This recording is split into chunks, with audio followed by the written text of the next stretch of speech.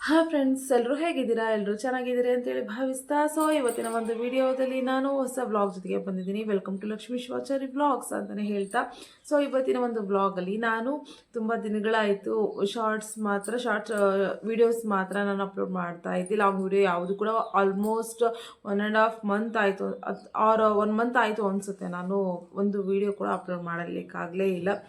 ಅದಕ್ಕೆ ತುಂಬ ಕಾರಣಗಳಿತ್ತು ಅಂತಲೇ ಹೇಳ್ಬೋದು. ಆ ಕಾರಣಗಳಲ್ಲಿ ತುಂಬ ಇಂಪಾರ್ಟೆಂಟ್ ರೀಸನ್ ಅಂತ ಬಂದರೆ, ನನಗೆ ತುಂಬಾ ಹುಷಾರಿರಲಿಲ್ಲ. ಏನಾಗಿತ್ತು ಅಂತ ಹೇಳಿ ಈ ಒಂದು ವಿಡಿಯೋದಲ್ಲಿ ನಾನು ನಿಮ್ಮ ಜೊತೆ ಹಂಚ್ಕೊಳ್ಳಿಕ್ಕೆ ಇಷ್ಟಪಡ್ತೀನಿ.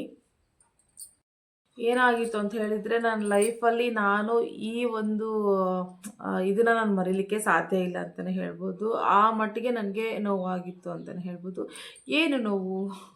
ಏನು ನೋವಪ್ಪ ಅಂತ ಹೇಳಿದರೆ, ನನಗೆ ಕಾಲು ಫ್ರ್ಯಾಕ್ಚರ್ ಆಗಿಬಿಟ್ಟಿತ್ತು. ನನ್ನ ಬೋನ್ಸ್ ಎಲ್ಲ ಕಟ್ಟಾಗೋಗ್ಬಿಟ್ಟಿತ್ತು. ಹಾಗಾಗಿ ನನಗೆ ಯಾವುದೋ ಒಂದು ರೀತಿಯಾಗಿ ನಾನು ವಿಡಿಯೋ ಮಾಡಲಿಕ್ಕೆ ಆಗಲೇ ಇಲ್ಲ. ಯಾಕಪ್ಪ ಅಂತ ಹೇಳಿದರೆ, ನನಗೆ ನಿಂತ್ಕೊಳ್ಳೋಕ್ಕಾಗ್ತಾ ಇರಲಿಲ್ಲ. ಯಾಕೆಂದರೆ ನನ್ನ ಲೆಫ್ಟ್ ಲೆಗ್ಗೆ ನನಗೆ ಫ್ರ್ಯಾಕ್ಚರ್ ಆಗೋಗ್ಬಿಟ್ಟಿತ್ತು. ಸಡನ್ನಾಗಿ ಇದೆಲ್ಲ ಆಗಿದ್ದರಿಂದ ನಾನು ಕೂಡ ಫುಲ್ ಶಾಕಲ್ಲಿದ್ದೆ. ಅದೇ ರೀತಿಯಾಗಿ ನನ್ನನ್ನು ನಾನು ನೋಡ್ಕೊಳ್ಳೋದೇ ಸಿಕ್ಕಾಪಟ್ಟೆ ಕಷ್ಟ ಆಗ್ತಾ ಇರೋದು. ಅದ್ರ ಜೊತೆಗೆ ನನಗೆ 3 ಮಕ್ಕಳು ಬೇರೆ. ನಮ್ಮ ಅಪ್ಪು ಮಾತ್ರ ನಮ್ಮ ಅಮ್ಮರ ಮನೇಲಿ ಇರ್ತೀನಿ, ಏನು ಪ್ರಾಬ್ಲಮ್ ಇರೋಲ್ಲ. ಆದರೆ ನಮ್ಮ 2 ಮಕ್ಳದ್ದು ಸಿಕ್ಕಾಪಟ್ಟೆ ಪ್ರಾಬ್ಲಮ್ ಆಗಿತ್ತು. ಏನು ಮಾಡೋದು ಏನು ಹೇಳ್ತೀವಲ್ಲ, ಏನಾದರೂ ನಾವು ಗ್ರಹಚಾರ ಕೆಟ್ಟಾಗ ನಮ್ಮ ಲೈಫಲ್ಲಿ ಏನು ಬೇಕಾದರೂ ಆಗುತ್ತೆ. ಅದನ್ನು ನಾವು ಇಮ್ಯಾಜಿನ್ ಕೂಡ ಮಾಡಲಿಕ್ಕೆ ಆಗೋದಿಲ್ಲ. ಯಾವ ಕ್ಷಣದಲ್ಲೂ ಕೂಡ ನಿಮಗೆ ಏನು ಬೇಕಾದರೂ ಆಗ್ಬೋದು. ನಾವು ಹೀಗೆ ಇರ್ತೀವಿ, ಹೀಗೆ ಮಾಡ್ತೀವಿ ಅನ್ನೋದೆಲ್ಲ ಸುಳ್ಳು ಅಂತ ಹೇಳಿ ನನಗೆ ಒಂದು ಸತ್ಯದ ಅರಿವನ್ನು ಮೂಡಿಸ್ತು ಅಂತಲೇ ಹೇಳ್ಬೋದು. ಅದೇ ರೀತಿಯಾಗಿ ನಮ್ಮ ಲೈಫ್ ಅನ್ನೋದು ಬಂದು ನೀರಿನ ಮೇಲೆ ಇರುವಂತಹ ಗುಳ್ಳೆ ಥರ. ಯಾವಾಗ ಪಟ್ಟನಂತೆ ಗೊತ್ತಾಗಲ್ಲ. ಇದು ಚೆನ್ನಾಗಿದ್ವು ಅಂತ ಹೇಳಿದರೆ ನಾಳೆ ಏನಾಗುತ್ತೆ ಅನ್ನೋದು ನಮಗೆ ಏನೂ ಗೊತ್ತಾಗಲ್ಲ. ಒಂದು ಆ ಸ್ಥಿತಿಯಲ್ಲಿ ಕೂಡ ನಾನು ನನ್ನ ಲೈಫ್ನ ಲೀಡ್ ಮಾಡ್ತಾ ಇದ್ದೀನಿ. ಅದು ಒಂದು ಸತ್ಯದ ಅರಿವಾಯಿತು. ಮತ್ತೊಮ್ಮೆ ಗೊತ್ತಿಲ್ಲ ಅಂತಲ್ಲ, ಮತ್ತೊಮ್ಮೆ ಅದು ಏನು ಮಾಡ್ತಾ ಹೋಗುತ್ತೆ, ನಮಗೆ ತಿಳಿಸ್ತಾ ಹೋಗುತ್ತೆ ಲೈಫ್ ಅನ್ನೋದು, ಜೀವನ ಅನ್ನೋದು. ಇದ್ರ ಜೊತೆಗೆ ನಾವು ನಮ್ಮ ಜೀವನವನ್ನು ಏನು ಮಾಡಬೇಕು, ನಡೆಸ್ತಾನೆ ಹೋಗಬೇಕು ಅಂತಲೇ ಹೇಳ್ತೀನಿ. ಅದೇ ರೀತಿಯಾಗಿ ಇವಾಗಲೂ ಕೂಡ ಆಲ್ಮೋಸ್ಟ್ ನನಗೆ ಏಟಾಗಿಬಿಟ್ಟು ನೋವಾಗಿಬಿಟ್ಟು 1.25 ತಿಂಗಳಾಯ್ತು ಅಂತಲೇ ಹೇಳ್ಬೋದು. ಇದರಲ್ಲೇ ನಾನು ಏನು ಮಾಡ್ತಾಯಿದ್ದೀನಿ, ನನ್ನ ಲೈಫ್ನ ಲೀಡ್ ಮಾಡ್ತಾನೇ ಇದ್ದೀನಿ. ಈ ಒಂದು ಲೈಫ್ ಹೇಗಿತ್ತು ಅಂತ ಹೇಳಿದರೆ, ನಾವು ಹೇಳ್ತೀವಲ್ಲ, ಮರೀಲಿಕ್ಕೆ ಆಗೋದಿಲ್ಲ. ಯಾವಾಗಾಯಿತು ಹೇಗಾಯಿತು ಅಂತ ಹೇಳಿದರೆ, ನನಗೆ ಸುಮಾರು ಡಿಸೆಂಬರ್ 12ನೇ ತಾರೀಕು ಅನಿಸುತ್ತೆ. 5:30 ಆಗಿತ್ತು. ನಾನು ಹೊರಗಡೆ ಹೋದಾಗ ಸುಮ್ಮನೆ ಅಚಾನಕ್ಕಾಗಿ 2 ಹೆಜ್ಜೆ ಇಟ್ಟಿದ್ದು. ಒಂದು ಕಾಲು ಊರಿದ್ದೆ, ಇನ್ನೊಂದು ಕಾಲು ಲೆಫ್ಟ್ ಲೆಗ್ ಅದು ಏನಾಯಿತು ಗೊತ್ತಿಲ್ಲ, ಒಂದೇ ಸರಿಗೆ ಫೋಲ್ಡ್ ಆಗಿಬಿಡ್ತು. ಏನೋ ಮಡ್ಚ್ಕೊಂಡ್ಬಿಟ್ಟು ಲಟ್ ಲಟ್ ಲಟ್ ಅಂತ ಹೇಳಿ ಸೌಂಡ್ ಕೇಳಿಬಿಡ್ತು. ಏನಪ್ಪ ಅಂತೇಳಿ ನನಗೆ ಒಂಥರ ಭಯ. ಬಿದ್ದಿದ್ದೊಂದು ಹೇಗೆ ಬಿದ್ದೆ ಅನ್ನೋದು ಅರಿವಾಗಲಿಲ್ಲ. ಬಿದ್ದ ಮೇಲೆ ಏನಾಯಿತು ಅನ್ನೋದು ನನಗೆ ಗೊತ್ತೇ ಆಗಲಿಲ್ಲ. ಆ ಒಂದು ಕ್ಷಣ ಹೇಗಿತ್ತು ಅಂತ ಹೇಳಿದರೆ, ನನಗೆ ಅದು ನೋವು ನನಗೆ ಎಕ್ಸ್ಪ್ಲೇನ್ ಕೂಡ ಮಾಡಲಿಕ್ಕೆ ಆಗೋದೇ ಇಲ್ಲ ಅಂತಲೇ ಹೇಳ್ಬೋದು. ಮಾರ್ನಿಂಗ್ ಎಲ್ಲ 12ನೇ ತಾರೀಕುವರೆಗೂ ನಮ್ಮ ಪಪ್ಪಾಜಿ ಅಮ್ಮ ಇದ್ದಾರೆ, ಒಂದು 3 ಡೇಸ್ ಇದ್ದರು. ಅವ್ರ ಜೊತೆಗೆ ಆರಾಮಾಗಿದ್ವಿ. ಪಪ್ಪ ಅವರು ಬೆಳಗ್ಗೆ ಮಧ್ಯಾಹ್ನ ಅಷ್ಟೊತ್ತಿಗೆ ಊರಿಗೆ ಹೋದರು. ಊರು ರೀಚ್ ಆಗಿ ನನಗೆ 1/2 ಅವರಲ್ಲೇ ಈ ರೀತಿ ಆಗೋಗ್ಬಿಡ್ತು. ನಾನು ಬೆಳಗ್ಗೆ ಪಪ್ಪ ಎಲ್ಲ ಅಮ್ಮ ಎಲ್ಲ ಹೋದರು ಅಂತೇಳಿ ನಮ್ಮ ಚಿನ್ನಿ ಕರ್ಕೊಂಡು ಸುಮ್ಮನೆ ಬೇಜಾರಾಗ್ಬಿಟ್ಟು ಮಲ್ಕೊಂಡ್ಬಿಟ್ಟಿದ್ದೆ. ಏನೋ ಒಂದು ಸ್ವಲ್ಪ ಚಿಕ್ಕ ಪುಟ್ಟ ಬಟ್ಟೆ ಇದ್ದು ವಾಶ್ ಮಾಡೋಣ ಅಂತ ಹೋದಾಗ ವಾಟರ್ ಪೈಪ್ ತೊಗೊಳ್ಳೋಣ ಅಂತ ಹೇಳಿ 2 ಹೆಜ್ಜೆ ಇಟ್ಟಿದ್ದೀನಿ. ಹೆಜ್ಜೆ ಇಟ್ಟಿದ ತಕ್ಷಣ ಏನಾಗ್ಬಿಡ್ತು, ಕಾಲು ಜಾರ್ಕೊಂಡ್ಬಿಟ್ಟು ನಾನು ಬಿಟ್ಟೆ. ಹೇಗೆ ಬಿದ್ದೆ, ಹೇಗಾದೆ ನನಗೆ ಇವಾಗಲೂ ಕೂಡ ನೆನಪಾಗ್ತಿಲ್ಲ. ಒಂದೇ ನನಗೆ ಗೊತ್ತಾಗಿದ್ದು ಲಟ್ ಲಟ್ ಲಟ್ ಅಂತ ಹೇಳಿಬಿಟ್ಟು ನನಗೆ ಸೌಂಡ್ ಮಾತ್ರ ಕೇಳಿಬಿಡ್ತು. ನನಗೆ ಇದು ಗೊತ್ತೇ ಆಗಲಿಲ್ಲ, ನನಗೆ ಅಲ್ಲಿ ಮೂಳೆ ಮುರಿದಿದೆ ಅನ್ನೋದು ಕೂಡ ನನಗೆ ಗೊತ್ತಿಲ್ಲ. ಅಲ್ಲಿ ಯಾರೂ ಇಲ್ಲ. ಅವತ್ತು ಹೊರಗಡೆ ಬಿದ್ದುಬಿಟ್ಟಿದ್ದೀನಿ. ನಮ್ಮ ಚಿನ್ನಿ ಒಬ್ಳಿದ್ದಾಳೆ, ಅಲ್ಲಿ ಎದುರು ಮನೆಯಲ್ಲಿ ಅಕ್ಕರಿದ್ದಾರೆ. ಅವರು ಕೂಡ ಹೊರಗಡೆ ಕೂರೋರು, ಯಾವಾಗಲೂ ಕೂತಿರಲಿಲ್ಲ. ಏನಾಯಿತು ಅಂತ ಯೋಚನೆ ಮಾಡಿದಾಗ, ಕರಿಬೇಕಪ್ಪ ಅಂತ ಹೇಳಿದ್ರೆ, ನಮ್ಮ ಚಿನ್ನಿಗೆ ಹೋಗಿ ಬೇಗ ಫೋನ್ ತೊಗೊಂಡು ಬಾ ಅಂತ ಹೇಳಿದೆ. ಫೋನ್ ತಂದು ಕೊಟ್ಟಲು, ಬೇಗ ಕಾಲ್ ಮಾಡಿದೆ. ನನಗೆ ಎದ್ದೇಳ ಕೂಡ ಹೇಗೆ ಬಿದ್ದಿದ್ದೆ ಹಾಗೆ ಕೂತ್ಕೊಂಡ್ಬಿಟ್ಟಿದ್ದೀನಿ. ಅವ್ರು ಬಂದು ನನಗೆ ಎತ್ತಿದ್ರು. ನಮ್ಮ ಮನೆಯವ್ರು ನೋಡಿದರೆ ಅದೇ ಟೈಮಲ್ಲಿ ಹಳ್ಳಿಗೆ ಕೆಲ್ಸಕ್ಕೆ ಹೋಗ್ಬಿಟ್ಟಿದ್ದಾರೆ. ಊರಲ್ಲಿ ಕೂಡ ಅವರಿಲ್ಲ. ಏನು ಮಾಡೋದು ಅನ್ನೋದೇ ಗೊತ್ತಾಗಲಿಲ್ಲ. ಮತ್ತು ಅವ್ರ ಅಕ್ಕರೇ ಎಲ್ಲದೂ ಎತ್ತಿದ್ರು. ಸೊ ಏನಾಗಿಲ್ಲ ಒಂದು ಸ್ವಲ್ಪ ಅಂತ ಹೇಳ್ಬಿಟ್ಟು ಅವ್ರು ಏನು ಮಾಡಿದ್ರು, ಸ್ವಲ್ಪ ತಿಕ್ತಾರಲ್ವ, ಸೊ ಆ ರೀತಿ ತಿಕ್ಕಿದ್ರು. ಅವ್ರಿಗೂ ಪಾಪ ಗೊತ್ತಾಗಿಲ್ಲ, ಮೂಳೆ ಕಟ್ಟಾಗಿದೆ, ಅದು ಆಗಿದೆ, ಇದಾಗಿದೆ, ಏನೋ ಒಂದು ಸ್ವಲ್ಪ ಉಳುಕಿರ್ಬೇಕು, ಸರಿ ಹೋಗುತ್ತೆ ಅಂತೇಳಿ ಅವರು ಕೂಡ ಸಿಕ್ಕಾಪಟ್ಟೆ ಹೆಲ್ಪ್ ಮಾಡಿದ್ರು. ಅದನ್ನು ಕೂಡ ನಾನು ಮರೀಲಿಕ್ಕೆ ಸಾಧ್ಯ ಇಲ್ಲ. ಅದಕ್ಕೆ ಹೇಳ್ತಾರೆ, ಯಾರಾದರೂ ನಾವು ಅಕ್ಕಪಕ್ಕದವ್ರನ್ನ ಹಚ್ಕೊಳ್ಬೇಕು, ಹಚ್ಕೊಂಡ್ರೆ ಮಾತ್ರ ನಮ್ಮ ಸಹಾಯಕ್ಕೆ ಬರ್ತಾರೆ. ಸೊ ಇದರಿಂದ ನಾನು ಕೂಡ ಅವ್ರನ್ನ ಮುಂಚೆ ಜಾಸ್ತಿ ಮಾತಾಡ್ಸ್ತಿರ್ಲಿಲ್ಲ. ಸೊ ನನ್ನ ಪಾಡಿಗೆ ನಾನು ಇರ್ತಿದ್ದೆ, ಸೊ ಅವ್ರ ಪಾಡಿಗೆ ಅವ್ರು ಇರ್ತಿದ್ರು.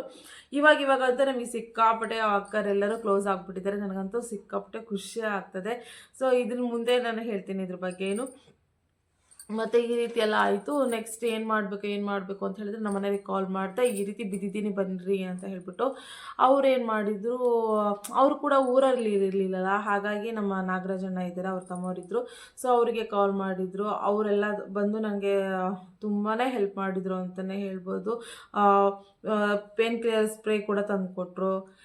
ಈ ರೀತಿಯಾಗಿ ಎಲ್ಲ ನನಗೆ ಎದ್ದು ಅದು ಕಾಲು ಊರ್ಲಿಕ್ಕೆ ಕೂಡ ಆಗಲಿಲ್ಲ, ಅಷ್ಟು ಸಿಕ್ಕಾಪಟ್ಟೆ ಪೇನ್ ಆಗ್ತಾಯಿತ್ತು. ಏನು ಮಾಡ್ಕೊಂತನೂ ಗೊತ್ತಾಗಲಿಲ್ಲ. ಇದೇ ರೀತಿಯಾಗಿ ಮತ್ತೆ ಸುಮ್ಮನೆ ಒಬ್ಬಳೇ ಇದ್ದೆ. ಪಾಪನ ಅಕ್ಕರೆ ಕರ್ಕೊಂಡೋಗಿ ಅವರೇ ನೋಡ್ಕೊಳ್ತಾ ಇದ್ರು. ಯಾಕಂದರೆ ನನಗೆ ಇಟ್ಕೊಳ್ಳೋಕೆ ಕೂಡ ಆಗಲ್ಲ, ಅಡ್ಡಾಡ್ಲಿಕ್ಕೆ ಎದ್ದಕ್ಕೂ ಕೂಡ ನನಗೆ ಬಾತ್ರೂಮಿಗೆ ಹೋಗ್ಲಿಕ್ಕೆ ಕೂಡ ಸಿಕ್ಕಾಪಟ್ಟೆ ಕಷ್ಟ ಆಗೋದು, ಅಷ್ಟರ ಮಟ್ಟಿಗೆ ಪೇನ್ ಆಗಿಬಿಟ್ಟಿತ್ತು. ಆ ದಿನ ಸ್ಟಾರ್ಟಿಂಗಲ್ಲಿ ಬಾವು ಬಂದಿರಲಿಲ್ಲ, ಏನೂ ಬಂದಿರಲಿಲ್ಲ. ನಾವೇನು ಮಾಡಿದ್ವಿ, ಏನೂ ಕಟ್ಟಾಗಿಲ್ಲ, ನನಗೆ ಕಟ್ಟಾಗಿರುತ್ತೆ ಅನ್ನೋದೊಂದು ಊಹೆ ಕೂಡ ನಾನು ಮಾಡಿಲ್ಲ. ಏನಾಯಿತು ಹೇಗಾಯಿತು ಅಂದ್ಕೊಂಡ್ಬಿಟ್ಟು ಸುಮ್ಮನೆ ಅದೇ ರೀತಿಯಾಗಿ ನಾವೇನು ಮಾಡಿದ್ವಿ, ಈವ್ನಿಂಗ್ವರೆಗೂ ವೆಯ್ಟ್ ಮಾಡಿದೆ. 7:30 ಆರ್ 8 ಆಗಿತ್ತು. ನಮ್ಮ ಮನೆಯವ್ರು ಬಂದು ನೋಡಿದ್ರು. ಅವರಿಗೆ ಇಮ್ಯಾಜಿನ್ ಇತ್ತು, ಒಂದು ಸ್ವಲ್ಪ ಬರ್ತಾ ಇತ್ತಲ್ಲ, ಅವ್ರಿಗೆ ಒಂದು ಸ್ವಲ್ಪ ಇತ್ತು, ಕಟ್ಟಾಗ್ಬಿಟ್ಟಿದೆ ಬೋನು ಅಂತ ಹೇಳ್ಬಿಟ್ಟು. ಇವಳಿಗೆ ಹೇಳಿದರೆ ಭಯ ಪಡ್ತಾಳೆ ಅಂತ ಹೇಳ್ಬಿಟ್ಟು ಅವರು ಕೂಡ ಏನು ಕೂಡ ಹೇಳಿಲ್ಲ ನನಗೆ ಕಟ್ಟಾಗಿದೆ ಅಂತ ಹೇಳ್ಬಿಟ್ಟು. ಇಲ್ಲ ರೀ, ನಂಗೆ ತುಂಬ ಪೇನ್ ಆಗ್ತಿದೆ, ಹಾಸ್ಪಿಟಲಿಗೆ ಆದರೂ ಹೋಗೋಣ ಅಂತ. ನೈಟ್ ಬೇರೆ ಆಗಿಬಿಟ್ಟಿತ್ತಲ್ಲ, ಹಾಸ್ಪಿಟಲ್ ಎಲ್ಲಿ ಹೋಗ್ಲಿಕ್ಕೆ ಆಗಲಿಲ್ಲ. ಸೊ ಹಾಗಾಗಿ ನಾವೇನು ಮಾಡಿದ್ವಿ, ಗೌರ್ಮೆಂಟ್ ಹಾಸ್ಪಿಟಲಿಗೆ ಹೋದ್ವಿ. ಸೊ ಹೋಗ್ಬಿಟ್ಟು ಅವ್ರು ಏನು ಮಾಡಿದ್ರು, ಎಕ್ಸ್ರೇ ತೆಗೆಸ್ಬೇಕು ಅಂತ ಹೇಳಿದರು. ಸೊ ಎಕ್ಸ್ರೇ ತೆಗೆಸ್ಬೇಕು ಅಂದರೆ ಅಲ್ಲಿ ಎಕ್ಸ್ರೇ ಮಿಷಿನ್ ಕೆಟ್ಬಿಟ್ಟಿತ್ತು. ಸೊ ಹಾಗಾಗಿ ಏನು ಮಾಡಬೇಕು, ಒಂದು ದಿನ ನಾನು ಹೇಗಾದರೂ ಮಾಡಿ ಅದನ್ನು ಕಳೀಲೇಬೇಕು ಅನ್ನೋ ಒಂದು ರೀತಿಯಾದಂತಹ ಪರಿಸ್ಥಿತಿ ಎದುರಾಗ್ಬಿಟ್ಟಿತ್ತು. ಸೊ ಹೋದ್ವಿ, ಹಾಸ್ಪಿಟಲೆಲ್ಲ ನೋಡಿದ್ರು, ನನಗೆ ಹತ್ಲಿಕ್ಕೆ ಆಗ್ತಾಯಿಲ್ಲ, ಇಳಿಲಿಕ್ಕೆ ಆಗ್ತಾಯಿಲ್ಲ. ಸೊ ಇದ್ರ ನಡುವೆ ಏನು ಮಾಡಿದ್ರು, ವೀಲ್ಚೇರಲ್ಲಿ ಕರ್ಕೊಂಡು ಹೋದರು. ಸೊ ಕರ್ಕೊಂಡು ಹೋಗ್ಬಿಟ್ಟು ಒಂದು ಇಂಜೆಕ್ಷನ್ ಮಾಡಿದ್ರು, ಪೇನ್ ಕಿಲ್ಲರ್ ಇಂಜೆಕ್ಷನ್ ಮಾಡಿದರು. ನೈಟ್ ಕೂಡ ನನಗೆ ನಿದ್ದೆನೇ ಬರಲಿಲ್ಲ ಆ ಪೇನ್ಗೆ. ಸೊ ಮಾರ್ನಿಂಗ್ ನಾವು ಏನು ಮಾಡಿದ್ವಿ, ಹಾಸ್ಪಿಟಲ್ಗೆ ದಾವಣಗೆರೆಯಲ್ಲೇ ಹೋಗ್ಬಿಟ್ವಿ, ಏನಾಗಿದೆ ನೋಡುವ ಅಂತ ಹೇಳ್ಬಿಟ್ಟು ಬಾಪೂಜಿ ಹಾಸ್ಪಿಟಲ್ಗೆ ಹೋದ್ವಿ. ಸೊ ಅಲ್ಲೆಲ್ಲ ಏನು ಮಾಡಿದರು, ಫಸ್ಟು ಎಕ್ಸ್ರೇನ ತೆಗಿಬೇಕು, ನೋಡಿದ ತಕ್ಷಣ ಫಸ್ಟು ಎಕ್ಸ್ರೇ ತೆಗೆಸ್ಕೊಂಡು ಬನ್ನಿ, ಆಮೇಲೆ ನೋಡೋಣ ಅಂತ ಹೇಳಿದರು. ಸೊ ಎಕ್ಸ್ರೇ ತೆಗೆಸ್ದಾಗ ನಮ್ಗೆ ಏನಾಗಿತ್ತು ಅಂತ ಹೇಳಿದ್ರೆ, ಒಂದು ಶಾಕ್ ನನಗಾಗಿ ಕಾದಿತ್ತು ಅಂತಲೇ ಹೇಳ್ಬೋದು. ನೋಡಿ, ಈ ರೀತಿಯಾಗಿ ಒಂದು ಎಕ್ಸ್ರೇ ಬಂದಿತ್ತು. ಇಲ್ಲಿ ನಿಮಗೆ ಕಾಣಿಸುತ್ತೆ ಇಲ್ಲ ಗೊತ್ತಿಲ್ಲ, ಇಲ್ಲೊಂದು ಮೂಳೆ ಫುಲ್ಲು ಸರ್ಕೊಂಡ್ಬಿಟ್ಟಿದೆ, ಇದು ಮೂಳೆ. ಸೊ ಇದು ಬಂದು ಒಂದು ಸ್ವಲ್ಪ ಇದು ಕೂಡ ಕಟ್ಟಾಗ್ಬಿಟ್ಟಿತ್ತು. ಈ 2 ಬೆರಳು ಕೂಡ ನನಗೆ ಬೋನ್ಸ್ ಕಟ್ಟಾಗ್ಬಿಟ್ಟಿತ್ತು ಅಂತಲೇ ಹೇಳಿದರು. ಇದರಿಂದ ನನಗೆ ಎಷ್ಟು ಬೇಜಾರಲ್ಲ, ಅಳಕತ್ಬಿಟ್ಟಿದ್ದೀನಿ ನಾನು, ಫುಲ್ಲು ಎಮೋಷನ್ ಆಗಿಬಿಟ್ಟು ಏನು ಮಾಡಬೇಕಪ್ಪ, ಕಟ್ಟು ಬೇರೆ ಆಗ್ಬಿಟ್ಟಿದೆಯಾ, ಹೆಂಗೆ ಇದು ಒಂದ್ಗೂಡುತ್ತಾ ಅಥವಾ ಇಲ್ಲ, ಏನಾಗುತ್ತೆ, ಇದು ಸರಿ ಹೋಗುತ್ತೋ ಇಲ್ವೋ ಇದು ಅಂತ ಹೇಳ್ಬಿಟ್ಟು ಸಿಕ್ಕಾಪಟ್ಟೆ ಭಯ ಅಂತೂ ಇವಾಗಲೂ ಇದೆ ನನಗೆ. ಆಲ್ಮೋಸ್ಟ್ 1.25 ತಿಂಗಳು ಆದರೂ ಕೂಡ ಇವಾಗಲೂ ಆ ಭಯ ಇದೆ. ಸೊ ಇದರಿಂದ ಸಿಕ್ಕಾಪಟ್ಟೆ ಹತ್ಬಿಟ್ಟೆ, ಏನು ಮಾಡಬೇಕು, ಕಟ್ಟಾಗಿದೆ ಅಂದ್ಕೊಂಡ್ಬಿಟ್ಟು ಅದೇ ಒಂದು ಮೈಂಡೆಲ್ಲ ಫುಲ್ ಬ್ಲಾಕ್ ಆಗಿಬಿಟ್ಟಿತ್ತು. ನನಗೆ ಏನು ಮಾಡಬೇಕು ಅನ್ನೋದೇ ಗೊತ್ತಾಗಲಿಲ್ಲ. ನೆಕ್ಸ್ಟ್ ಏನು ಮಾಡಿದರು ಅಂತ ಹೇಳಿದರೆ, POP ಹಾಕಿದ್ರು, ಆಫ್ POP ಹಾಕಿದ್ರು. ಅವರು ಕೆಳಗಡೆ ಮಾತ್ರ POP ಹಾಕಿಬಿಟ್ಟು ನೀಟಾಗಿ ಬ್ಯಾಂಡೇಜ್ ಎಲ್ಲ ಸುತ್ತಿದ್ರು. ಸೊ ಅವರು ಹೇಳಿದರು, ಟ್ಯಾಬ್ಲೆಟ್ಸ್ ಎಲ್ಲ ಕೊಟ್ಟರು, calcium tablets, pain killer tablets, gastric tablets, ಈ ರೀತಿಯಾದಂತಹ ಟ್ಯಾಬ್ಲೆಟ್ಸ್ ಎಲ್ಲ ಕೊಟ್ಟರು. ನಾನು ನಿಜ ಹೇಳ್ತೀನಿ ಮಾರಾಯರೆ, ನಾನು ಟ್ಯಾಬ್ಲೆಟ್ಸ್ ಕೂಡ ನಾನು ಮುಂಚೆ ನುಂಗಳೇ ಅಲ್ಲ. ಒಂದು ಟ್ಯಾಬ್ಲೆಟ್ಸ್ ನುಂಗಬೇಕು ಅಂತ ಹೇಳಿದ್ರೆ ಎಷ್ಟು ಕಷ್ಟ ಆಗೋದು ಅಂದರೆ, ನಾನು ಅಲ್ಲೇ ಒಂಥರ ವಾಮಿಟ್ ಬರೋ ರೀತಿಯಾಗಿ ಆಗ್ತಾಯಿತ್ತು. ನಾನು ಚಿಕ್ಕವಳಿದ್ದಾಗ ಹೈಸ್ಕೂಲ್ ಅಥವಾ ಕಾಲೇಜ್ ಲೆವೆಲಲ್ಲಿ ಕೂಡ. ಇತ್ತೀಚೆಗೆ ಏನಾಗ್ಬಿಟ್ಟಿದೆ ಅಂದರೆ, ಟ್ಯಾಬ್ಲೆಟ್ ಅನ್ನೋದು ಚಾಕ್ಲೇಟ್ ರೀತಿ ಆಗಿಬಿಟ್ಟಿದೆ ನನಗೆ. ಸೊ ಏನು ಮಾಡಬೇಕು, ಅದು ಅನಿವಾರ್ಯ ಆಗಿಬಿಟ್ಟಿದೆ. ಏನು ಮಾಡಬೇಕು ಅನ್ನೋದೇ ನನಗೆ ಗೊತ್ತಾಗ್ತಾ ಇಲ್ಲ. ತೊಗೊಳ್ಳೇಬೇಕು, ನೋವು ಕಡಿಮೆ ಆಗಬೇಕಂದ್ರೆ ತೊಗೊಳ್ಳೇಬೇಕು, ಅನಿವಾರ್ಯ. ಸೊ ನನಗೆ ಇದೇನು ಟ್ಯಾಬ್ಲೆಟ್ಸ್ ನುಂಗಿ ನನಗೆ ಸಾಕಾಗೋಗ್ಬಿಟ್ಟಿದೆ, ಏನೂ ಮಾಡೋಕ್ಕಾಗಲ್ಲ. ಇವಾಗಲೂ ಕೂಡ ನುಂಗ್ತಾನೇ ಇದ್ದೀನಿ. ಸೊ ಅದರಿಂದ ಸ್ವಲ್ಪ ದಪ್ಪ ಕೂಡ ಆಗ್ತಾಯಿದ್ದೀನಿ ಟ್ಯಾಬ್ಲೆಟ್ಸಿಂದನೂ. ಮತ್ತು ಇನ್ನೊಂದು ಎದ್ದು ಜಾಸ್ತಿ ಓಡಾಡೋದಲ್ವಾ, ಸೊ ಚೆನ್ನಾಗಿ ಊಟ ಮಾಡೋದ, ಸ್ವಲ್ಪ ಇದಿರೋದ, ಅದರಿಂದ ನಾನು ಮತ್ತೆ ಫುಲ್ ಫ್ಯಾಟ್ ಆಗಿಬಿಟ್ಟಿದ್ದೀನಿ. ಏನೂ ಮಾಡ್ಲಿಕ್ಕಾಗಲ್ಲ. ಸೊ ನೋಡೋಣ ಮುಂದೆ ಬರೋ ಲೈಫಲ್ಲಿ ಏನಾದರೂ ತಲೆಗೆ ಆಗ್ಬೋದೇನೋ, ಆಗ್ತೀನೋ ಇಲ್ಲ ಗೊತ್ತಿಲ್ಲ, ಟ್ರೈ ಮಾಡೋಣ ಅಂತ ಹೇಳಿ ನಾನು ಅಂದ್ಕೊಂಡಿದ್ದೀನಿ ಅಷ್ಟೇ. ಸೊ ಈ ರೀತಿಯಾಗಿ ಫಸ್ಟು ನಮಗೆ ಎಕ್ಸ್ರೇ ಎಲ್ಲ ಆಯಿತು, ಹೇಳಿದ್ರು ಹಿಂಗೆ ಬೋನ್ಸ್ 2 ಕಟ್ ಆಗಿಬಿಟ್ಟಿದೆ. ಸೊ ಈ ರೀತಿಯಾಗಿ ಹಾಫ್ POP ಎಲ್ಲ ಹಾಕಿದ್ರು.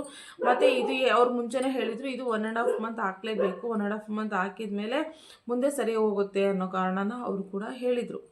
ಸೊ ಇಷ್ಟೆಲ್ಲ ಆಯಿತು. ನಮಗೆ ಕುಂಡ್ಕೊತಾನೆ ಲೈಫ್ ಲೀಡ್ ಆಗ್ತಾಯಿತ್ತು. ಸೊ ಹೇಗೆ 2 ಮಕ್ಕಳಿದ್ದಾವೆ, ಏನು ಮಾಡಬೇಕು ಅಂಥೇಳಿ ನಾನು ಯೋಚನೆ ಮಾಡಿದಾಗ ನಮ್ಮಮ್ಮ ಇಲ್ಲೇ ಬಾ ಅಂತ ಹೇಳಿದರು. ನಾನು ಅಲ್ಲೇ 1 ತಿಂಗಳಿದ್ದೆ ನಮ್ಮ ಮನೆಯಲ್ಲಿ, ನಾನಲ್ಲಿ. ಸೊ ನಮ್ಮಮ್ಮರೇ ನನ್ನನ್ನು ತುಂಬ ಚೆನ್ನಾಗಿ ನೋಡಿಕೊಂಡ್ರು 1 ಮಂತ್. ಯಾವ ರೀತಿ ನೋಡಿಕೊಂಡ್ರು ಅಂದರೆ, ಅದು ಹೇಳ್ತೀನಲ್ಲ, ತಾಯಿ ಯಾರಿಗೇ ಆಗಲಿ ತಾಯಿ ಇರಬೇಕು.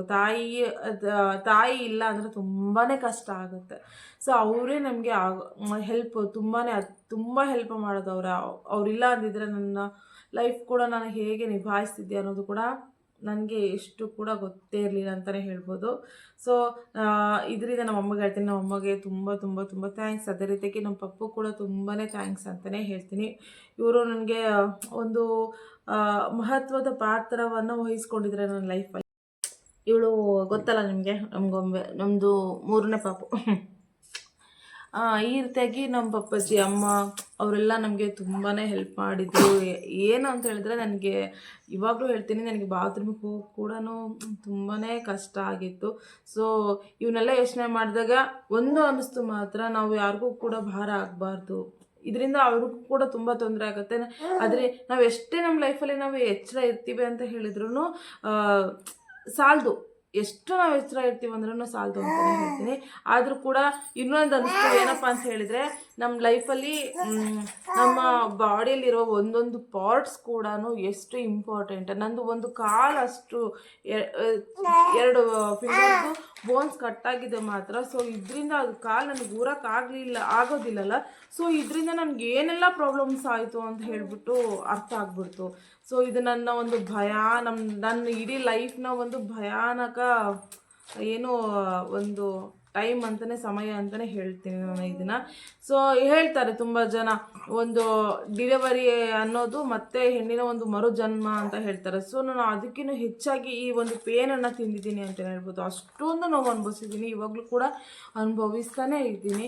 ಸೊ ಪ್ರತಿಯೊಬ್ಬರಿಗೂ ಹೇಳ್ತೀನಿ, ಮನೆಯಲ್ಲಿ ಗಂಡು ಮಕ್ಕಳಾಗಿರ್ಬೋದು, ಹೆಣ್ಮಕ್ಳಾಗಿರ್ಬೋದು, ಹೆಣ್ಮಕ್ಳು ಬಂದು ಮನೆಯೆಲ್ಲ ನಡ್ಸ್ಕೊಂಡು ಹೋಗ್ತಾರೆ, ಗಂಡು ಮಕ್ಕಳು ಹೊರಗಡೆ ನಡ್ಸ್ಕೊಂಡು ಹೋಗ್ತಾರೆ. ಸೊ ಇಲ್ಲಿ ಒಬ್ರಿಗೆ ಏನಾಯಿತು ಅಂತ ಹೇಳಿದ್ರು, ಆ ಒಂದು ಮನೆ ಅನ್ನೋದು ತುಂಬಾ ಕಷ್ಟಪಡುತ್ತೆ. ಎಲ್ಲರೂ ಒಬ್ರಿಗಾಗೋದಿರಲಿ, ಪ್ರತಿಯೊಬ್ಬರೂ ಕಷ್ಟಪಡ್ತಾರೆ ಇದರಿಂದ. ಸೊ ಇದರಿಂದ ನನ್ನ ಮಕ್ಕಳು ಕೂಡ ಕಷ್ಟಪಟ್ಟರು, ನಮ್ಮ ಯಜಮಾನ್ರು ಕೂಡ ಕಷ್ಟಪಟ್ಟರು, ನಾನು ಕೂಡ ಕಷ್ಟಪಟ್ಟೆ ಅಂತಲೇ ಹೇಳ್ಬೋದು. ನಮ್ಮ ಜೊತೆಗೆ ಇರೋರಿಗೂ ಕೂಡ ನಾವು ಕಷ್ಟ ಕೊಟ್ಬಿಟ್ವಿ.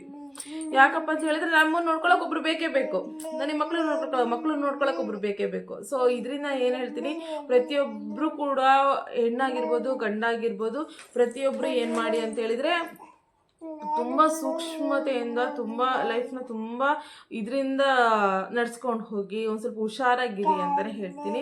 ಸೊ ಇದು ಒಂದು ನನಗೆ ಜೀವನದ ಒಂದು ದೊಡ್ಡದಾದ ರೀತಿಯಾದಂತಹ ಅನುಭವ ಅಂತಲೇ ಹೇಳ್ಬೋದು. ನಾನು ಏನು ಬೇಕಾಗಿ ಮಾಡ್ಕೊಂಡಿಲ್ಲ. ಸೊ ಅಚಾನಕ್ ಆಗಿರೋದು ಕೂಡ ನಮಗೆ ಎಷ್ಟು ನೋವು ಕೊಡುತ್ತೆ ಅನ್ನೋದಕ್ಕೆ ನಾನೇ ಸಾಕ್ಷಿ ಅಂತಲೇ ಹೇಳ್ಬೋದು. ಸೊ ನನಗೆ ಹಿಂಗೆ ಕಾಲು ನೋವಾಗಿದೆ ಅಂತ ಹೇಳಿಬಿಟ್ಟು ನಮ್ಮ ಮಾಮರು ಮತ್ತು ನಮ್ಮ ಮಾಬಲೇಶ್ ಮಾಮ, ನಮ್ಮ ಸುಂದರಮ್ಮ ಅಕ್ಕ, ಶರಣು ಮಾಮ, ಹೇಮಕ್ಕ, ಅದೇ ರೀತಿಯಾಗಿ ನಮ್ಮ ರವೇಣ್ಣ, ಪೂಜಾ, ಸೊ ಶ್ರೀಧರಣ್ಣ, ಹೀಗೆ ಇದೇ ರೀತಿಯಾಗಿ ನಮ್ಮ ಆಂಟಿ, ನಮ್ಮ ಶಾರದಾ ಆಂಟಿ, ಪ್ರತಿಯೊಬ್ಬರು, ನಮ್ಮ ತಮ್ಮ, ಇವರೆಲ್ಲರೂ ನಮ್ಮ ಸಂಗೀತ, ನಮ್ಮ ತಂಗಿ, ಸೊ ಇವರೆಲ್ಲರೂ ಕೂಡ ಸಿಕ್ಕಾಪಟ್ಟೆ ಸಫರ್ ಪಟ್ಟರು. ಅದೇ ರೀತಿಯಾಗಿ ನಮ್ಮ ಫ್ರೆಂಡ್ಸಿಗೆಲ್ಲ ಕೇಳಿದಾಗ ಅವರು ಕೂಡ ಹುಷಾರಾಗಿರಬೇಕು, ಪ್ರತಿಯೊಬ್ಬರು ಹೇಳ್ತಾರೆ ಹುಷಾರಾಗಿರ್ಬೇಕು. ನಾವು ಎಷ್ಟೇ ಹುಷಾರಾಗಿದ್ರೂ ತುಂಬ ಕಡಿಮೆ ಅಂತಲೇ ಈ ಒಂದು ವಿಡಿಯೋದಲ್ಲಿ ನಾನು ಹೇಳ್ತೀನಿ. ಸೊ ನೆಕ್ಸ್ಟು ಹೀಗೆ ಆಯಿತು, ಒಂದು 1 ವೀಕ್, ಆಲ್ಮೋಸ್ಟ್ 1 ವೀಕ್ ಆಗಿತ್ತು. ಮತ್ತೆ ನಾವು ಏನು ಮಾಡಿದ್ವಿ, ಮತ್ತೆ ಹಾಫ್ POP ಹಾಕಿದ್ರು. ಇದೇ ರೀತಿಯಾಗಿ ಮತ್ತೆ ನೆಕ್ಸ್ಟ್ ಹೋದಾಗೆ 15 POPನ ಮತ್ತೆ ಅದೇ ರೀತಿಯಾಗಿ POP ಹಾಕಿಬಿಟ್ಟು ಏನು ಮಾಡಿದ್ರು, ಒಂದು ಎಕ್ಸ್ರೇ ತೆಗೆಸ್ಬೇಕು ಅಂತ ಹೇಳಿದರು. ಆವಾಗ ನಾವು ಏನು ಮಾಡಿದ್ವಿ ಅಂತ ಹೇಳಿದರೆ, ಈ ಒಂದು ಇನ್ನೊಂದು ಎಕ್ಸ್ರೇಯನ್ನು ತೆಗೆಸ್ಕೊಂಡ್ವಿ. ಸೊ ಈ ಒಂದು ಎಕ್ಸ್ರೇ ತೆಗೆಸಿದಾಗ ಇನ್ನೂ ಹಾಗೆ ಇತ್ತು, ಸ್ವಲ್ಪ ಕೂಡಿದೆ ಅಂತ ಹೇಳಿದರು ಅಷ್ಟೇ. ಬಟ್ ಏನು ಪರಿಣಾಮ ಇದು ಆಗಿರಲಿಲ್ಲ, ಸರಿಯಾಗಿ ಅಷ್ಟು ಕೂಡಿರಲಿಲ್ಲ. ಆಲ್ಮೋಸ್ಟ್ ಅಲ್ಲಿಗೆ ಏನಾಯಿತು, 1 ಮಂತ್ ಆಗೇ ಹೋಯಿತು. ಈ ರೀತಿಯಾಗಿ ನಾನು 4 ವೀಕ್ಸ್ ಕೂಡ 15 ದಿನ ಏನು ಮಾಡಿದೆ, ಹಾಫ್ POP ಹಾಕ್ಸಿದ್ದೆ. ಇನ್ನು ನೆಕ್ಸ್ಟ್ 15 ಡೇಸ್ ಬಂದು ಫುಲ್ POP ಹಾಕಿದ್ರು. ಸೊ ಅದಾದ ನಂತರ ಈ ಎಕ್ಸ್ರೇ ತೆಗೆದಾಗ ಸ್ವಲ್ಪ ಇದಾಗಿದ್ದೆ, ಒಂದು ಸ್ವಲ್ಪ ಬಟ್ಟೆ ಬ್ಯಾಂಡೇಜ್ ಬರುತ್ತಲ್ವ, ಸೊ ಆ ಒಂದು ಬ್ಯಾಂಡೇಜ್ನ ಡೈಲಿ ಯೂಸ್ ಮಾಡಿ ಬಿಸಿನೀರಲ್ಲಿ ಕಾಲಿಡಿ ಅಂತ ಹೇಳಿದರು. ಸೊ ನಾನು ಅದೇ ರೀತಿಯಾಗಿ ಇವಾಗಲೂ ಕೂಡ ಮಾಡ್ತಾ ಇದ್ದೀನಿ. ಏನಪ್ಪ ಅಂತ ಹೇಳಿದರೆ, ಎಲ್ಲ POP ಹಾಕಿದ್ಮೇಲೆ ಎಲ್ಲ ರಿಮೂವ್ ಮಾಡಿದ್ಮೇಲೆ ಏನಾಯಿತು, ಸೊ ಆ ಒಂದು ಬ್ಯಾಂಡೇಜ್ನ ಅವರೇ ಕೂಡ ಹಾಕಿದ್ರು. ಆ ಒಂದು ಕ್ಲಿಪ್ಪನ್ನು ನಾನು ಇಲ್ಲಿ ಆ್ಯಡ್ ಮಾಡ್ತೀನಿ. ಸೊ ಅಲ್ಲ ಅಲ್ಲ ಮನೇಲಿ ಹಾಗೆ ಹಾಕೋಬೇಕು ಅಂದ್ರಲ್ಲ ಸರ್. ಏನಂದ್ರು, ನೀವು ಹೆಂಗ್ ನೋಡ್ಕೊಂಡ್ರಿ ಮನೆಗೆ ನೀವು ಹಾಕೋಬೇಕು ಅಂತ, ಅದಕ್ಕೆ ನಾನು ಹೇಳಿದೆ. ನಾ ಇರೋದಿಲ್ಲ, ಮತ್ತೆ ಎಲ್ಲಿ ಕೆಲ್ಸಕ್ಕೆ ಹೋಗ್ಬಿಡ್ತೀರಲ್ಲ. ತುಂಬ ಟೈಟಾಗಿ ಸುತ್ಕೋಬಾರ್ದು, ತುಂಬ ಲೂಸಾಗಿ ಸುತ್ಕೋಬಾರ್ದು. ಹಾಂ ಸರ್ ಇದನ್ನು ಸ್ನಾನ ಮಾಡಬೇಕಾದ್ರೆ ಬಿಚ್ಕೋಬೋದು, ತೆಗಿಬೇಕು. ಹಾಂ ಎಷ್ಟು ದಿನ ಆದ್ಮೇಲೆ ಬರ್ಬೇಕು ಸರ್ ಮತ್ತೆ ಇದು? 2 ವೀಕ್ಸ್ ಆದ್ಮೇಲೆ ಬನ್ನಿ. ಹಾಂ ಸರ್ ಅದು ಮೂಳೆ ಇದು ಹೋಗಿ ಕಟ್ಟಾಗಿದೆಯಲ್ಲ, ಅದು ಮತ್ತೆ ಅದು ಮುಂಚೆ ಹಂಗೆ ಆಗಲ್ಲ ಸರ್? ಅದು ಸ್ವಲ್ಪ ಸೈಡಲ್ಲಿ ಇರುತ್ತದು. ಹಾಂ ಮಾಮೂಲಿ ಮನೆ ಅದೇ ರೀತಿ ಕೂಡ ನಾನು ಮನೆಯಲ್ಲಿ ಬಿಸಿನೀರಲ್ಲಿ ಕಾಲಿಟ್ಬಿಟ್ಟು ಬ್ಯಾಂಡೇಜನ್ನು ನಾನೇ ಸುತ್ಕೊಳ್ತಾ ಬಂದೆ. ಹೇಗಾಗುತ್ತೆ ಅಂತ ಹೇಳಿದ್ರೆ, ನಾವು ನಡಿಬೇಕಾದ್ರೆ ಅದು ಅನುಭವ ಇದೆಯಲ್ಲ, ಹುಟ್ಟಾಗೆ ನಾವು ಮಕ್ಕಳನ್ನ ಯಾವ ರೀತಿ ನಾವು ಚಿಕ್ಕದಾಗಿ ನಡೆಸ್ತೀವಲ್ವ ಆ ರೀತಿ ಫೀಲು. ನನಗೆ ಕಾಲು ನಡೀಲಿಕ್ಕೆ ಆಗ್ತಾಯಿಲ್ಲ, ಫುಲ್ ಅದೆಲ್ಲ ನನಗೆ ಬಾವು ಬಂದುಬಿಟ್ಟಿತ್ತು, ಫುಲ್ ಮೇಲ್ಗಡೆ ಎಲ್ಲ ಬಾವು ಬಂದುಬಿಟ್ಟಿತ್ತು. ಅದು ಕಡಿಮೆನೇ ಆಗಲಿಲ್ಲ, ಕಾಲು ಹೆಜ್ಜೆ ಕೂಡ ನಮಗೆ ಅಲ್ಲಿ ಊರ್ಲಿಕ್ಕೆ ಅಷ್ಟೊಂದು ಕಷ್ಟ ಆಗ್ತಾಯಿತ್ತು. ಸೊ ಇವಾಗಲೂ ಕೂಡ ಒಂದು ಸ್ವಲ್ಪ ಪರವಾಗಿಲ್ಲ, ಊರ್ತಾ ಇದ್ದೀನಿ ಅಂತಲೇ ಹೇಳ್ತೀನಿ. ನೆಕ್ಸ್ಟ್ ಏನಾಯಿತು ಅಂತ ಹೇಳಿದರೆ, ಮತ್ತೆ ನಾವು ಇದೇ ರೀತಿಯಾಗಿ ಊರ್ತಾ ಇಲ್ಲೇ ನಮ್ಮ ಭರಮಸಾಗರದಲ್ಲೇ ಆರ್ಥೋಪೆಡಿಕ್ ಇದ್ದು, ಸೊ ಡಾಕ್ಟ್ರ್ ಇದ್ದರು. ಸೊ ಅಲ್ಲೇ ಹೋಗಿ ಮತ್ತೆ ತೋರಿಸಿದಾಗ ಏನು ಮಾಡಿದ್ರು ಅವರು, ಕಾಲು ಊರಿ ಆಲ್ಮೋಸ್ಟ್ ನಿಮಗೆ 1.5 ಮಂತ್ ಆಯ್ತಲ್ವ, ಇವಾಗ ಊರಿ ಅಂತ ಹೇಳಿದರು. ಸೊ ಓಕೆ ಅಂದ್ಕೊಂಡ್ಬಿಟ್ಟು ನನಗೆ ಸಿಕ್ಕಾಪಟ್ಟೆ ಭಯ, ಏನಾಗುತ್ತೆ ಊರಿದ್ರೆ ಮತ್ತೆ ಮುರಿದೋಗ್ಬಿಡುತ್ತಾ, ಏನಂದರೆ ನಮ್ಮ ತಿಳುವಳಿಕೆ ಅಥವಾ ನಮ್ಮ ಮಾನಸಿಕವಾಗಿ ನಾವು ಯಾವ ರೀತಿ ಚಿಂತೆ ಮಾಡ್ತೀವಲ್ವ, ಆ ಒಂದು ಭಯನೇ ನಮ್ಮನ್ನು ತುಂಬ ಕಾಡುತ್ತೆ ಅಂತಲೇ ಹೇಳ್ತೀನಿ. ಯಾಕಂದರೆ ನಾನು ಊರೇ ಇರಲಿಲ್ಲ, ಕಾಲು ಏನಾಗುತ್ತೆ ಅಂತ ಹೇಳ್ಬಿಟ್ಟು. ಸೊ ಆ ಡಾಕ್ಟ್ರು ಅಲ್ಲೇ ಫಿಸಿಯೋಥೆರಪಿ ಮಾಡಿದರು. ಸೊ ಅವರೇ ಎಲ್ಲ ಓಡಾಡಿಸ್ಬಿಟ್ರು ನನಗೆ, ಯಾವ ರೀತಿ ಕಾಲಿಡಬೇಕು, ಯಾವ ರೀತಿ ನಾನು ವೆಯ್ಟ್ ಬಿಡಬೇಕು ಅಂತ ಹೇಳ್ಬಿಟ್ಟು. ನನಗೆ ಸಿಕ್ಕಾಪಟ್ಟೆ ಖುಷಿ, ಅಯ್ಯೋ ಮತ್ತೆ ನನ್ನ ಕಾಲ ಮೇಲೆ ನಾನು ನಿಂತ್ಕೊಳ್ತಾ ಇದ್ದೀನಲ್ಲ ಅನ್ನೋದು ಒಂದು ಕಡೆ ಖುಷಿ. ಏನಾಗುತ್ತೆ ಈ ಕಾಲು ಊರ್ಬಿಟ್ರೆ ಏನಾಗ್ಬಿಡುತ್ತೆ ಅಪ್ಪ ಅನ್ನೋದು ಒಂದು ಭಯ. ಸೊ ಈ ರೀತಿಯಾಗಿ ಭಯ ನನ್ನನ್ನು ಕಾಡ್ತಾ ಇತ್ತು. ಸೊ ಹೇಗೋ ಮಾಡಿ ಟ್ರೈ ಮಾಡಿ ಊರ್ತಾ ಇದ್ದೀನಿ. ಊರಿದೆ ಅಲ್ಲ, ಕಾಲು ಊರಿದ ಮೇಲೆ ಅದು ದಪ್ಪ ಆಗಿದೆ, ಊರಕ್ಕಾಗ್ತಿಲ್ಲ, ನನಗೆ ಗ್ರಿಪ್ ಸಿಗ್ತಾ ಇಲ್ಲ. ಹಾಗಾಗಿ ನಾನೊಂದು ನನ್ನದೇ ಆದಂತಹ ಒಂದು ಸ್ಟ್ಯಾಂಡ್ ತೊಗೊಂಡಿದ್ದೀನಿ. ಸ್ಟ್ಯಾಂಡ್ ಅದನ್ನ ಇಟ್ಕೊಂಡ್ಬಿಟ್ಟು ನಾನು ಅದನ್ನು ಕಾಲನ್ನ ಊರ್ತಾ ಇದ್ದೀನಿ. ಸೊ ಊರ್ತಾ ಇದ್ದೆ. ಈಗ ಒಂದು 3 ಡೇಸ್ ಆಯಿತು, 3 ಡೇಸ್ ಆಯ್ತಲ್ವ. ಸೊ 3 ಡೇಸ್ ಆದಮೇಲೆ ತುಂಬ ಯಾಕೋ ಪೇನ್ ಬರ್ತಾಯಿತ್ತು. ಹೇಗಪ್ಪ ಎಷ್ಟು ಅಂತ ಹೇಳಿದ್ರೆ ಏನೋ ಮೆಲ್ಲಗೆ ಕೂರ್ತಾ ಇದ್ದೆ.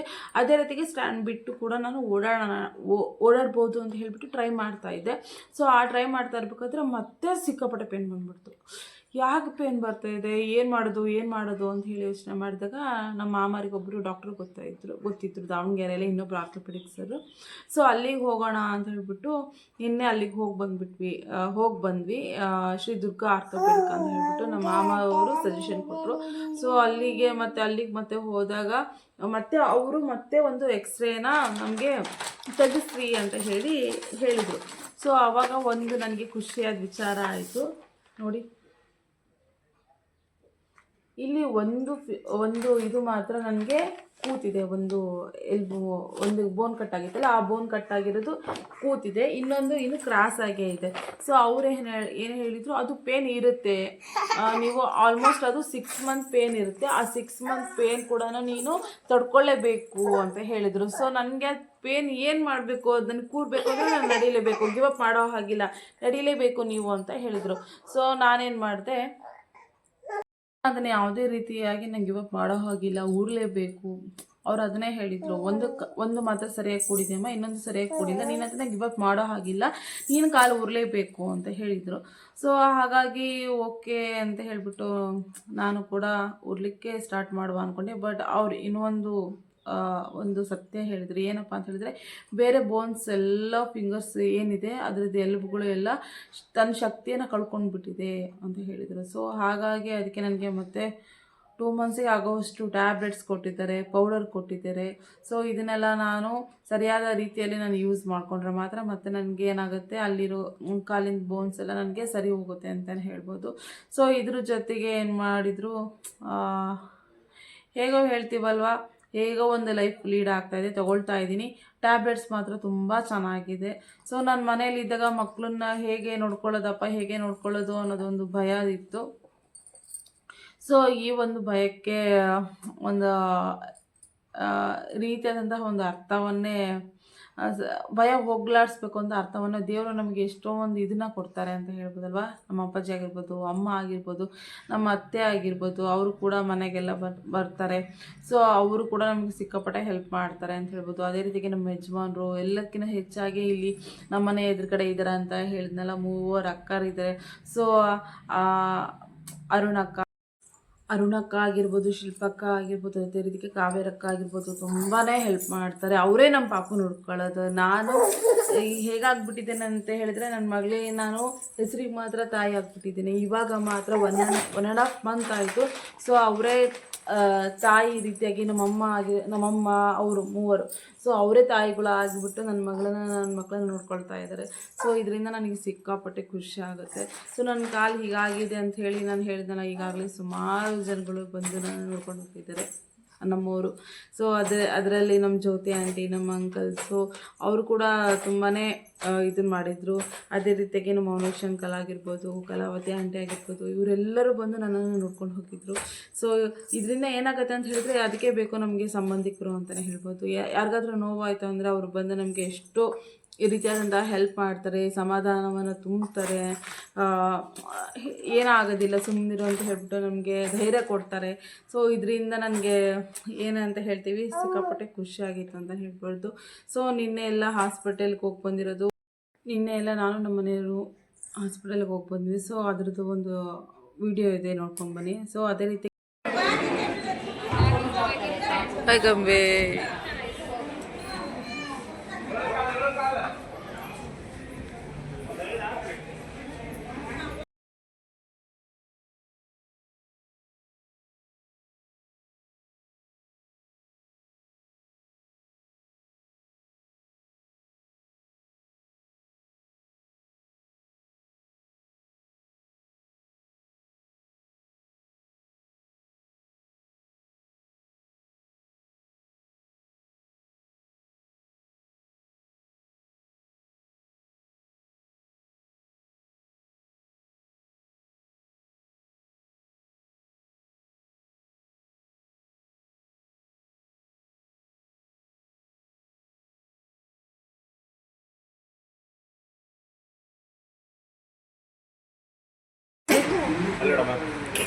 ಚಿನಿ ಹೇಗೊಂಬೆ.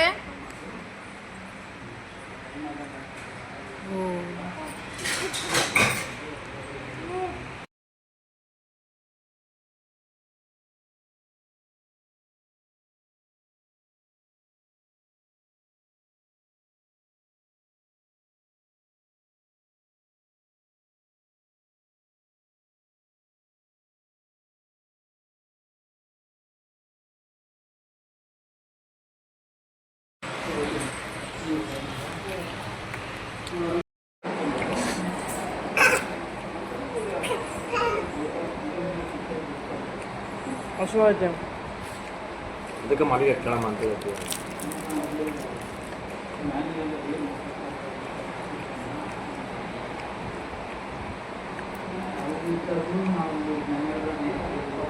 ಅಲ್ಲ ಏನು ಉಂಟಾಳ ಹಂಗೆ ಆಗ ಮೆತ್ತಗಿಲ್ಲ ಅವ್ರ